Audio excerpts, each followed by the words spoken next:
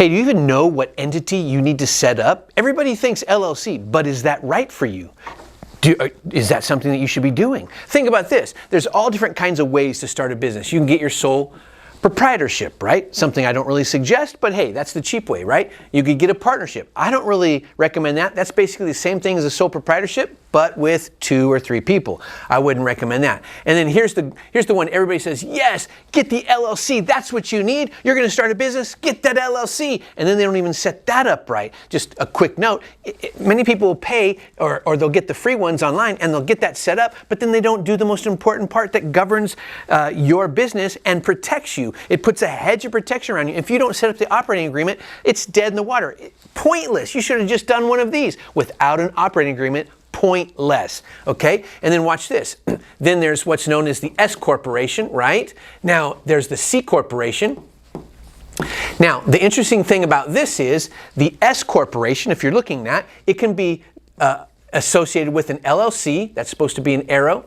Here, let's clean that up a little bit. Boom. That could be associated. Let's see if I can draw better this time. Okay, here we go. That's supposed to be, there we go. That looks like an arrow. It can be associated with an LLC or it can be associated with a C Corp. So you see all that? Let me shrink this down a little bit so you can see that. So this is just another one of those entities that you could set up.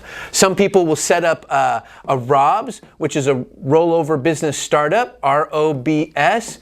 And this one takes a little bit of more nuance to set up, but at the end of the day, your profits on your ROBS from your business is tax-free, and we do those as well. But the accounting portion is a little bit more challenging. It's all completely legal, but you have to be able to do that. You probably will look that up, but because most of you might not have ever heard about that. The next type of entity is obviously trust. You hear a lot of people talk about trust, right? Revocable, irrevocable, private, whatever, all these different nuances. There's a lot of different types of trust. I wanted to say that word plethora. There's a lot of different types of trust. And so you got to navigate that, right? There's all kinds of things that you can do here. But if you're starting your business, you have to know, well, what business am I going to start and which one do I need? Now, I do want to just kind of talk briefly about self-employment taxes on these, right? So all these ones, let's get rid of this one here. And don't forget, there's also nonprofits, which are great because you can use nonprofits. That'll be another video because I want to keep this one to a specific topic, and it's the self-employment taxes. Now watch this. This one here, when they pay self-employment taxes, right? This is paid to the federal government, so that's going to be 15.3%. So you pull out $100,000 and you pay yourself, and what's going to happen is you're going to pay $15,300. Same thing here. Each partner, however much they take out, is going to pay their own self-employment taxes. LLC, same thing here, unless it's been allocated as an S corporation. But then there's your C Corp that's allocated in S corporation. Now, the thing that it's interesting here, although this can be taxed, your LLC, in 4 different ways, you want to be able to navigate each state. Each state has their own regulations on LLCs. Let me just give you a wild, crazy example. So in the construction industry, an LLC in California is going to have several types of bonds, a $100,000 bond, and depending on someone's credit, that could be $3,000 to $10,000 just to get the LLC to be a licensed construction company. So there's all different kinds of nuanced things. And if you don't know all the nuanced things of each type of entity, yeah, you could watch all these people on TikTok and social media, but they're not giving you stuff based on your particular industry and your particular business, right? So you want to make sure you navigate that correctly. So then you have your S Corp that is converted from a C Corp. Now the beautiful thing is on these, whenever you take that money out, your distributions